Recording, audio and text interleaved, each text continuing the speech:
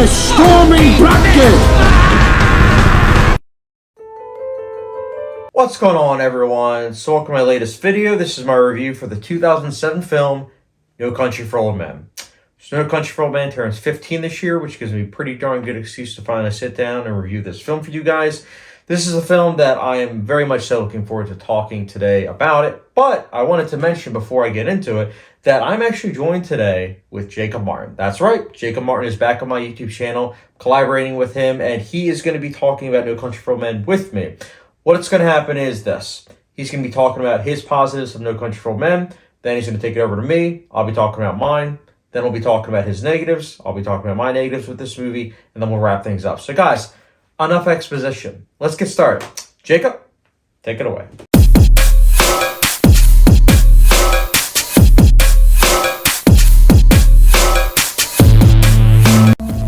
Thank you, Chad, for inviting me on your channel once again. This has been a long time coming since I think we had talked about doing this collab earlier this year. I'd like to say in the spring of 2022, but some busy things have happened on my end, and it's now taken me this long to finally sit down and watch this movie we're talking about. So, No Country for Old Men. This film was released in 2007, directed by the Coen brothers. I think we all know who they are, best known for making movies like Old Brother, Where Art Thou?, Raising Arizona, True Grit. So many remarkable movies, Fargo, you name it. I do enjoy a good Coen brothers movie. I like their sharp wit. I like that they can make dark comedies. They can do gritty westerns. They have a good range of talent behind the camera, and I respect a good Coen Brothers movie at the end of the day, my personal favorite being Old Brother, Where Art Thou? So I have never actually seen No Country for Old Men before, but I had heard nothing but incredible things about it.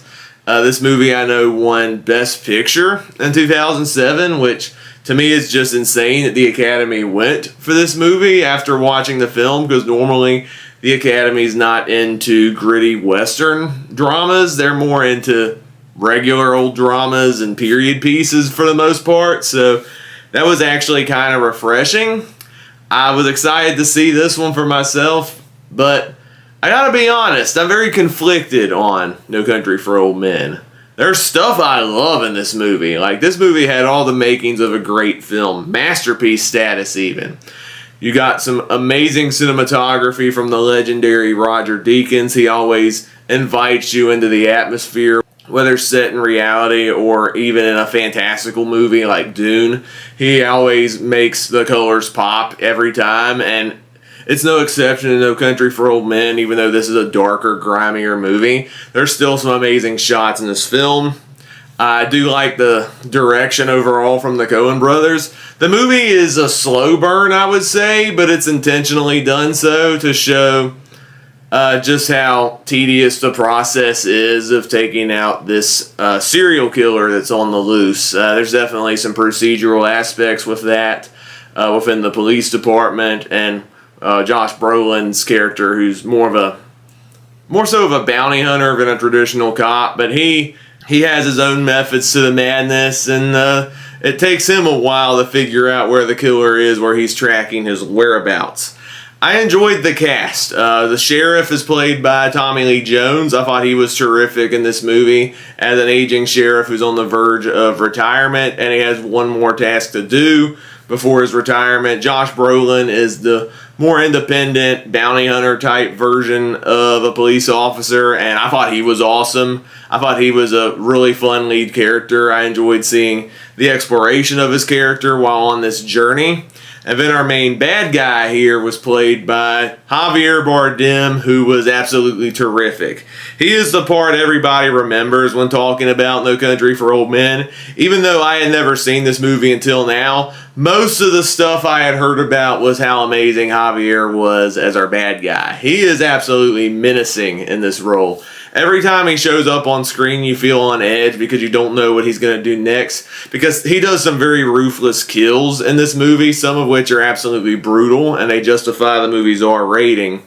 But then there's other moments where he debates within himself on whether to kill the random person on the street or not. Like, there's this intense scene at the gas station where he's debating on whether to kill the guy in the gas station, and he uses the flip of a coin to determine the fate of that character, kind of similar to Two-Face in the Batman lore. I thought that was kind of fascinating as a big Batman fan, that the Coen brothers decided to use that with this character. I thought that was pretty neat.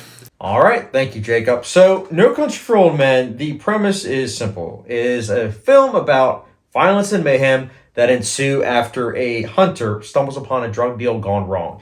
This is a film that stars Josh Brolin, who plays Llewelyn, the lead character. Also stars Javier Bardem as Anton Chigurh, a.k.a. Evil. And then, of course, we have Tommy Lee Jones playing Ed Tom Bell, who is the sheriff. And there's a slew of other actors. There are a lot of actors that actually have, like, small roles, but they're all incredible. The entire cast of this film is excellent. But the standout, I gotta say, is easily Javier Bardem in his Oscar-winning performance as Anton Chigurh. This is an outstanding performance. One of the best film performances I've ever seen. It is insane. Just watching him on screen, it's like watching a horror film, honestly. Like, it's a cat and mouse movie, and I myself I always felt on edge watching this movie. And that's even to this day. Like, rewatching this movie in preparation for this review, I'm like, my goodness, it's such an anxiety-inducing movie. And what's really impressive about this movie is the fact that there's pretty much no score. You know, I love scores in movies. Like, that is something that's like my bread and butter. Like, I always talk about in my reviews. But the fact that there's no score in this film, I think works really, really well, because silence plays such a key role. Sound is so important in this movie. Like, the littlest of sounds could have it where it's like, oh, Anton Chigurh, did he hear that? Did he hear that little sound? Uh-oh. Is he going to be going into that room? Uh-oh. It's like things will put you on edge just by the littlest of sounds. And I liked that. I also think that Roger Deakins' cinematography, it's amazing. And what's funny is it's not even the best cinematography of the year in 2007. And this is the crazy thing about 2007 is that for cinematography, you had The Assassination of Jesse James by the Cowboy Robert Ford, you had No Country for Old Men, and of course, you had There Will Be Blood, all going for it in terms of cinematography, and all were outstanding. But I gotta say, Roger Deakins, like, even though he got nominated twice that year, I have to say, I think No Country for Old Men might be a little bit better in terms of the lighting and the usage of shadows. I think those are what's really impressive about the cinematography of this film, because it really makes you feel like the characters, the line between what's good and evil is blurred. Because even though you like the character of Llewelyn, what he did is morally gray kind of compass, so to speak. Like, should he have taken the money? Would you have taken the money? You know, it brings up questions like that, and I like that. And Roger Deakins' cinematography matches that, because a lot of times shadows are kind of hiding people's faces, and that's a big thing I noticed this time around of this movie. Like the usage of color too, it's got a nice like yellowish hue to it during the nighttime. During the daytime, it's got that Texas look to it, which I wanted to also say, the setting of this movie feels like a character in itself too, which is quite impressive. I also absolutely loved the story of this movie. Like, it takes a simple premise. The Coen brothers direct the heck out of this movie. I'm telling you, it's an incredibly well-directed movie. But the storytelling is just so strong. Like, the meticulous nature of, you know, certain plot points, and also trusting audience members. That's just a big thing about this movie. There's a lot of visual storytelling. A lot of visual storytelling. Like, there's certain things that, if you're not paying attention, you're like, oh, why did this character do that? And it's like, oh, well, if you're paying attention, you're looking at the visuals, it makes sense as to why this character did that. And that's going to lead me to the third act that I did want to touch upon. And I know Jacob and I disagree about this aspect, which is completely fine. Everyone has, different viewpoints. And that's what's great about doing reviews and being able to talk on the internet. No Country for Old Men's ending, particularly the third act, I should say, is something that I don't want to say it's divisive, because this is a movie that did win Best Picture. So clearly back in the day, it was beloved. And I would say to this day, it is quite a beloved movie. I know I love it. I know a lot of people that also love it. But there are people that I do hear say that they didn't like the third act with a certain plot point that happens to Llewelyn. And then on top of that, the ending itself. And these are two things that I can totally understand about, because I myself kind of agreed with it. Not kind of. I 100% agreed with it, particularly the ending. The first time I saw this movie, I really liked it, but then I got to the ending, I was like, what the heck was that? But each subsequential viewing, I find myself loving it more and more. This time around, I just was like, man, that is a great ending. That's like perfection. Because without spoiling anything, the themes of this movie are in itself dealing with evil and how even if evil dies, it's never actually going to go away. And on top of that, you never actually can predict life. And that's the thing about this movie, is that there are so many unpredictable things that happen to where it feels earned, that ending where it's like, yeah, this is something that it's not something that's predictable. And I'm not saying that, oh, I like the surprise that it's not predictable. It's the fact that it's fitting given the themes and messages that came before. And that to me is something that I want to cherish about this film.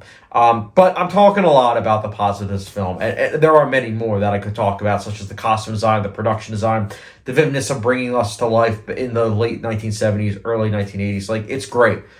That being said, I do want to take it over to Jacob, so that way he can talk about the negatives of No Country for Old Men. So Jacob, take it away. However, what hurts this movie for me are the final 30 minutes. I am not a fan of the conclusion of No Country for Old Men. I'm going to keep this as spoiler-free as possible in case you haven't seen this movie, but there's a turn that happens in the last act that I was not a fan of. They set up something really epic, this confrontation between Josh Brolin and Javier Bardem's characters. Yet we don't actually see that. The payoff of that happens off screen, and everything that de-escalates after that, I did not care for the general direction. It went in a way where I felt unsatisfied as a viewer, and there was no real closure to the story. It just kind of just ran off and did its own thing, and I just did not care about the final execution of the story.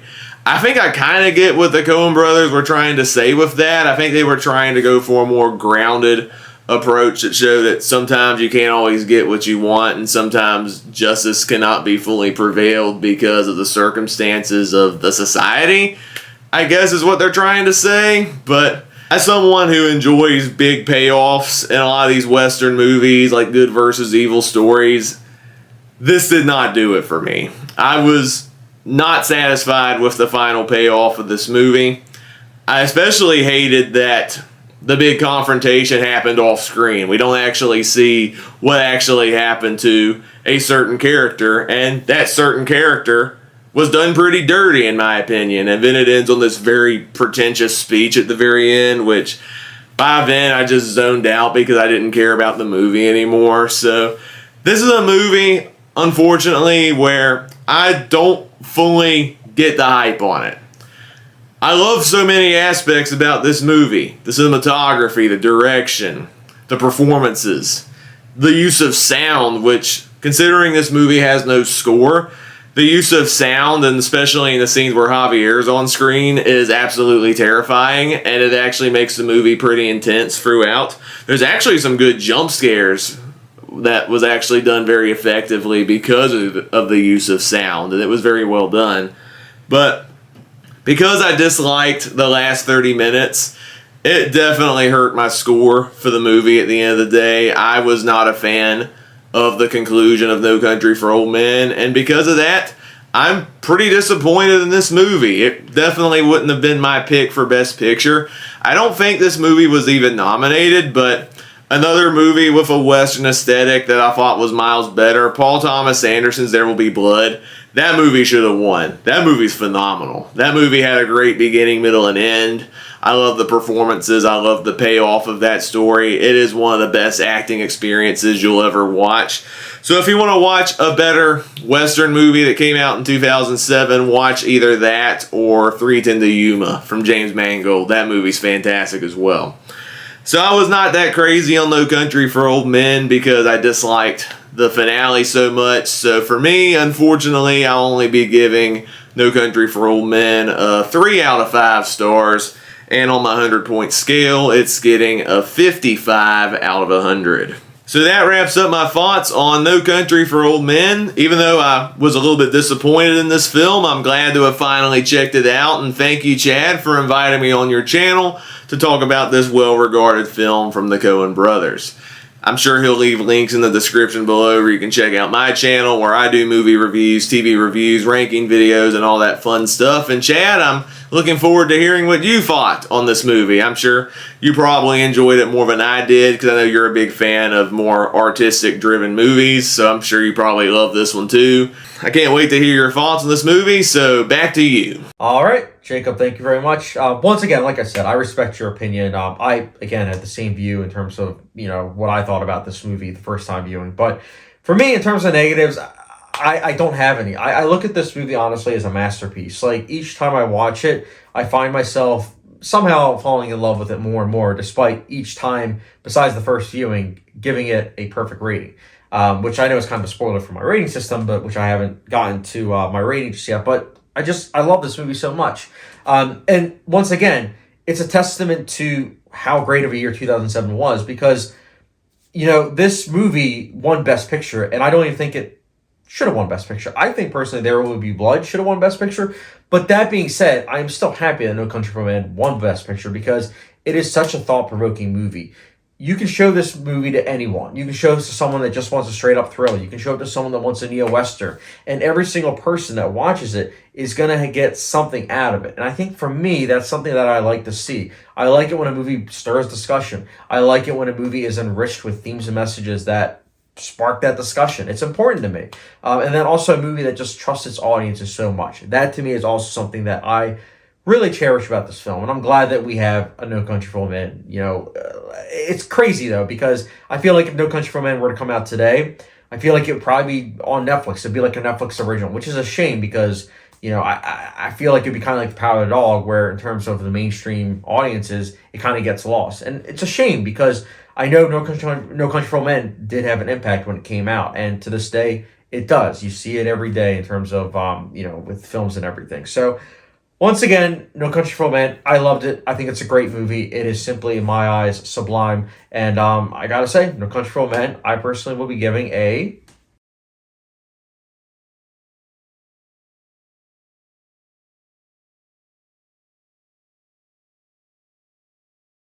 All right. Once again, Jacob, I wanted to say thank you very, very much for joining me on my channel. It's always great to have you, and hopefully this will be one of many, many more collaborations that we have. Guys, again, go follow Jacob.